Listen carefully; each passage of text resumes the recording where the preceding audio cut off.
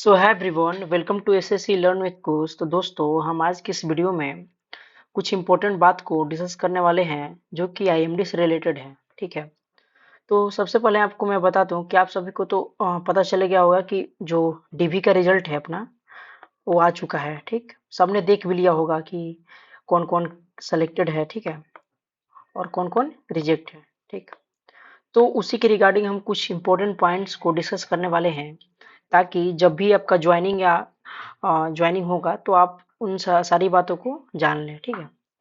तो सबसे पहला पॉइंट कि जो ये एसएससी जो एग्जाम कंडक्ट करवाई थी वो 995 पोस्ट के लिए था। ठीक है। और जो हमारा डीबी हुआ था, एक तो 17 अप्रैल से 28 अप्रैल तक हुआ था। ठीक, और उसके बाद एक और दिन का हुआ था, जिनका डीबी छूट गया था उनका ये 26 तारीख को डीबी हुआ था दिल्ली में। ठीक है। तो उसी के बेसिस पे जैसे डॉक्यूमेंट वेरिफिकेशन हुआ, तो कौन से एक लिस्ट है समझिए कि जिसमें सेलेक्टेड, रिजेक्टेड और विथ हेल्ड कैंडिडेट जो भी है इस लिस्ट में दिया गया है। तो सबसे पहले मैं आपको बता दूं कि सेलेक्टेड तो मतलब कि आप क्लियर कर चुके हैं। ठीक है, आपको कोई दिक्कत नहीं होने वाली है, मतलब आपका डॉक्यूमेंट वगैरह सारा सही है। ठीक, और जो यहाँ पर रिजेक्टेड है, तो रिजेक्टेड का भी बहुत सारा कारण है। जैसे किसी ने डीवी अटेंड ही नहीं किया, तो ये भी एक इशू था। फिर जो क्रिटेरिया था, ठीक है ना, जो भी क्रिटेरिया था उसको फॉलो नहीं कर रहा था, फुलफिल नहीं कर रहा था, उस रीजन से उस कैंडिडेट को रिजेक्ट कर दिया गया। ठीक, और विथ हेल्ड का मतलब कि कुछ डॉक्यूमेंट वगैरह में कोई इशू है तो उनको फिर से उनका डीवी कराया जाएगा। ठीक है। तो वही हम बात को डिस्कस करने वाले हैं। जैसे कि आप देख सकते हैं कि जो हमारा एनेक्सियोर 1 है, तो उसमें क्या है कि आपका जो भी सेलेक्टेड कैंडिडेट है, ठीक, उनका लिस्ट में नाम दिया गया है। जो जो कैंडिडेट सेलेक्ट हो गए हैं, तो मैं आपको दिखाना चाहूंगा। आप यहाँ पर देख सकते हैं कि ये रहा आपका एनेक्सियोर फर्स्ट, और इसमें लिस्ट ऑफ सेलेक्टेड कैंडिडेट है। तो यहाँ पर रिमार्क्स में आपको ध्यान देने वाली बात ये है कि या तो क्लियर क्लियर लिखा गया है और नहीं तो प्रोविजनल। तो क्लियर का तो मतलब कि हाँ, आप फाइनली सेलेक्ट हो गए हैं। ठीक है, तो इसमें तो कोई इशू नहीं है। बट प्रोविजनल वाले सेक्शन में मैं आपको बता दूं कि इसका मतलब होता है कि कोई आपका डॉक्यूमेंट ऐसा है जो कि क्रूशियल डेट का बाद का है। ठीक, तो आपको क्या करना है कि उसका एफिडेविट बनवाना पड़ेगा। ठीक, एफिडेविट या न्यू सर्टिफिकेट, अगर कोई भी कास्ट सर्टिफिकेट हो तो न्यू सर्टिफिकेट आपको बनवाना पड़ेगा। तो उसके बाद आपका ये क्लियर कर दिया जाएगा। ऐसे आप मान के ही चलिए कि प्रोविजनल का मतलब कि आप सेलेक्टेड ही हैं। ठीक है, बस आपको क्या करना है कि बस जो डॉक्यूमेंट है ना, उसको डॉक्यूमेंट को सबमिट कर देना है, जो भी रिलेटेड डॉक्यूमेंट होगा। और मैं आपको बताना चाहूंगा कि ऐसा सीन है कि आपको तो अभी पता नहीं है कि हाँ, कौन कौन से डॉक्यूमेंट में इशू है। ठीक, तो एक्चुअली बात ये है कि इसका भी एक लिस्ट आने वाला है। ठीक है, और लिस्ट में क्या रहेगा, आपका जो भी इशू इशू हुआ रहेगा। जैसे मान लीजिए कि आपका अगर कास्ट सर्टिफिकेट में दिक्कत है या कोई और सर्टिफिकेट चाहिए। ठीक, या आपका आप समझिए कि आपने जो भी डिग्री वगैरह सबमिट ही नहीं किया है, बस प्रोविजनल मार्कशीट, प्रोविजनल सर्टिफिकेट दे दिए हैं, तो उस केस में आपका डिग्री लगेगा। और कास्ट सर्टिफिकेट में अगर आप क्रूशियल डेट का बाद का देते हैं, तो उस केस में ये हो सकता है कि आपको ओल्ड वाला सबमिट करना पड़ सकता है। ठीक है, तो ये सारी चीजें आपको बता दी जाएगी। ठीक, तो इन सारी बात को आपको ध्यान में रखना है। अब चलिए कुछ और डिस्कस कर लेते हैं।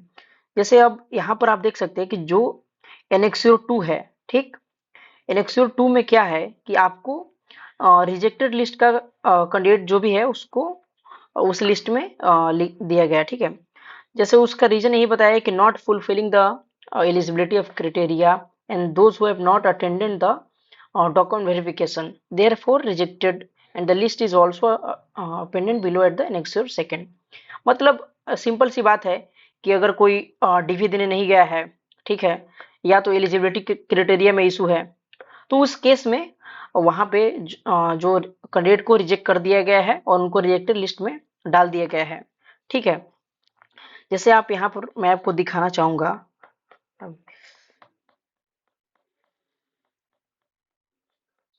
हाँ, तो एक चीज मैं यहाँ पर ये भी बताने वाला हूँ कि आप यहाँ पर देख सकते हैं कि कितने 875 स्टूडेंट क्या है सेलेक्ट है।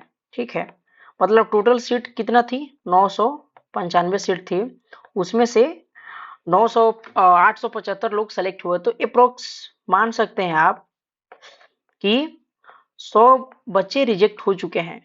तो जो भी वेटिंग लिस्ट वाले कैंडिडेट होंगे, ठीक है, तो उन लोग को डेफिनेटली यहाँ पर फायदा मिलने वाला है। ठीक है, तो इस बात का आप ध्यान रखिएगा। अब चलिए हम देख लेते हैं कि रिजेक्टेड लिस्ट में क्या है आखिर में। तो यहाँ पर आप देख सकते हैं कि जो रिजेक्ट लिस्ट है तो उसमें स्टूडेंट का नाम दिया गया है। यहाँ पर आप रीजन भी देख सकते हैं, जैसे जनरली रीजन क्या है कि नॉट अटेंडेड इन डीवी। ठीक, essential qualification not match with the notification, मतलब एसेंशियल क्वालिफिकेशन मैच नहीं कर रहा था जो नोटिफिकेशन में दिया गया था, इसलिए रिजेक्ट कर दिया। फिर फिर है कि जो पीएच टेम्परेरी, मतलब ऐसा कैंडिडेट है जो कि पीएच वाला सर्टिफिकेट बनवा तो लिए हैं, बट वो जो इशू है, डिजीज है, जो भी है वो टेम्परेरी है, परमानेंट नहीं, इस रीजन से उनको हटा दिया गया है। ठीक, फिर यहाँ पर एजुकेशनल क्वालिफिकेशन नहीं मैच कर रहा है। फिर यहाँ पर जो physics not cover in BSc, मतलब जो बीएससी है उसमें फिजिक्स कवर नहीं हुआ है तो इसलिए रिजेक्ट हुआ है। फिर not meeting meeting the qualifying marks, मतलब आप यहाँ पर देख सकते हैं जो भी क्वालिफिकेशन मार्क्स था, जैसे 7.5 से जीपीए था या 60% था, तो उतना नंबर नहीं आए होंगे, कम होंगे, तो इस रीजन से उनको हटा दिया गया। फिर यहाँ पर both lower limbs are affected, मतलब दोनों लिम्स है वो इफेक्टेड है, तो उस रीजन से। ठीक, यहाँ भी है कि आप क्वालिफाई, मतलब जो भी क्वालिफाइंग मार्क्स था वो क्राइटेरिया को फुलफिल नहीं कर रहे हैं। ठीक, और result not declare before the crucial date. अब ये भी इशू आया है। ठीक है, इसमें क्या है कि जैसे वो क्रूशियल डेट कब का था, शायद 18 अक्टूबर को था। ठीक है, बट इनको क्या चाहिए कि आपका 18 अक्टूबर के पहले का सर्टिफिकेट होना चाहिए। सर्टिफिकेट होगा और नहीं तो एक चीज ये हो सकता है कि आपका मार्कशीट मतलब उस टाइम आ गया होगा, तो दोनों में से कोई अगर रहेगा तो मान जाते हैं। ठीक है, तो आपको दिखा दें, तो इस कैंडिडेट का जो भी रिजल्ट है वो बाद में डिक्लेयर किया गया है, इस रीजन से इनको रिजेक्ट कर दिया गया है। फिर यहाँ पर देख सकते हैं कि बोथ लेग्स आर अफेक्टेड, तो ऐसा ही रीजन है, मतलब आप देख सकते हैं कि हाँ, मतलब कुछ ऐसा रीजन नहीं है कि जो कि सही नहीं है, जो भी मतलब नोटिफिकेशन में दिया था गया था उसी के हिसाब से सारा चीज हो रही है यहाँ पे, जैसे physics not cover, both leg are disabled something ना। तो ये रहा चीज। अब हम कुछ और पॉइंट को डिस्कस कर लेते हैं। ये तो रहा आपका जो भी रिजेक्टेड कैंडिडेट वाला। अभी एक और लिस्ट आई है। ठीक है, तो हम उसको डिस्कस करेंगे। फिर यहाँ पर आप देख सकते हैं कि जो भी सेलेक्टेड प्रोविजनली, मतलब प्रोविजनल यहाँ पर लिखा है ना यहाँ पे, तो उसके बारे में यहाँ पर कहा गया है कि आपको एडिशनल डॉक्यूमेंट सबमिट करना है बिफोर ज्वाइनिंग। ठीक है ना, और ड्यूरिंग डॉक्यूमेंट वेरिफिकेशन, मतलब आपको ये डॉक्यूमेंट्स सबमिट करना है, या तो वो आपको बता देंगे कि कब करना है, क्योंकि जब भी ये लिस्ट आएगा तो उसमें सारा चीजें मेंशन रहेगी। ठीक है ना, तो ये लिस्ट जरूर आएगा, इसमें आपका जो भी इशू रहेगा ना, जो भी इशू, वो इशू आपका लिखा रहेगा कि कौन सा इशू है और क्या सबमिट, कब सबमिट करना है, जो भी आपका डॉक्यूमेंट होगा, तो डेट वगैरह भी मेंशन ये लोग करेंगे, या तो ज्वाइनिंग के टाइम पे होगा, और नहीं तो जो भी मेंशन होगा ना डेट, उस डेट पे आपको करना पड़ेगा सबमिट। ठीक, तो ये सारा चीज है। फिर एक इंपॉर्टेंट पॉइंट्स को यहाँ देख लेते हैं कि offer of appointment is being sent by the post to the candidate, मतलब कि जो भी ऑफर लेटर है, ठीक है, उसको भेजा जा रहा है, मतलब जो भी कैंडिडेट का एड्रेस है ना, तो वहां पे इनका ऑफर लेटर चल जाएगा। किसके थ्रू जाएगा, वो आपका स्पीड पोस्ट के थ्रू जाएगा। ठीक है, तो ऑफर लेटर में मैं आपको बता दूं कि क्या रहेगा। ऑफर लेटर में एक तो ऑफर लेटर रहेगा, फिर उसमें मेडिकल सर्टिफिकेट का जो फॉर्मेट है वो रहेगा, तो उसको क्या करना है हम आगे डिस्कस कर लेंगे।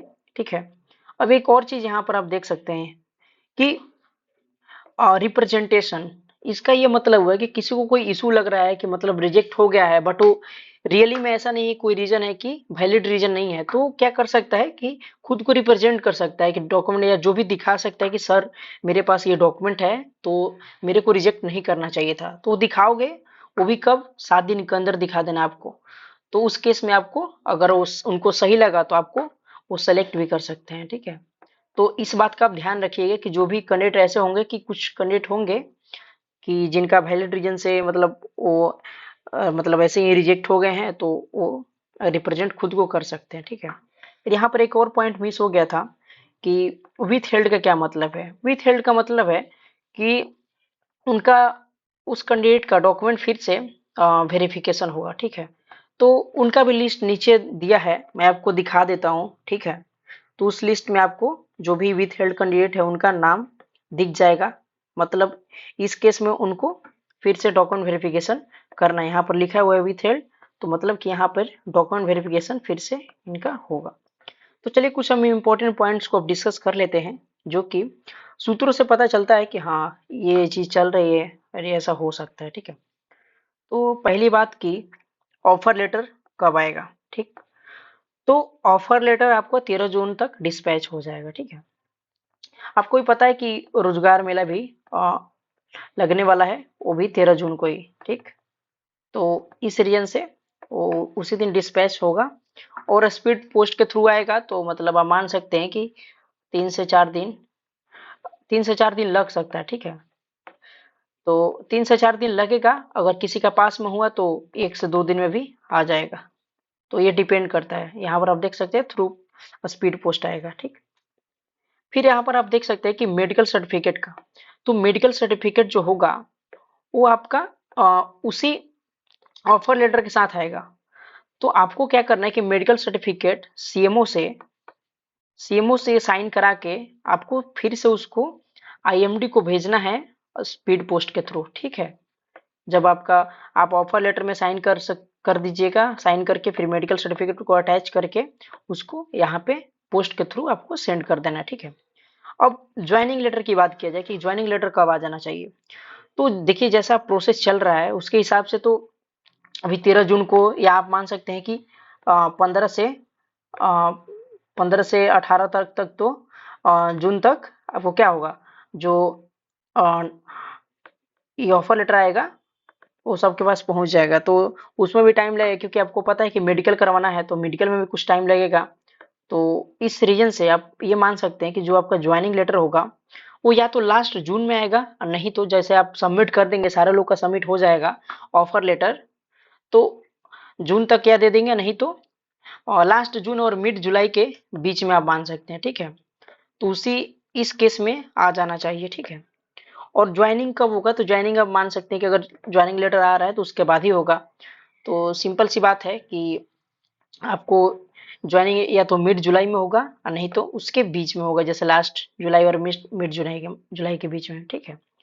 या तो आपका 15 जुलाई से 30 जुलाई तक स्टार्ट हो जाएगा प्रोसेसिंग, और इसमें आपको 30 डेज का टाइम भी मिलेगा ज्वाइनिंग में। तो ये सब बातों को आप ध्यान में रखिएगा। तो चलिए दोस्तों, आई होप आप सभी का डाउट क्लियर हो गया होगा। अगर कोई दिक्कत है तो आप कमेंट बॉक्स में कुछ भी पूछ सकते हैं, ठीक है। कमेंट बॉक्स, नहीं तो मैं टेलीग्राम का लिंक दे दूंगा, ठीक है ना। वहां पर आप कोई भी डाउट हो तो पूछ सकते हैं, मैं वहां पर आपका जो भी डाउट होगा उसको क्लियर करने का पूरा कोशिश करूंगा। तो चलिए दोस्तों, आज की वीडियो में बस इतना ही। Thank you.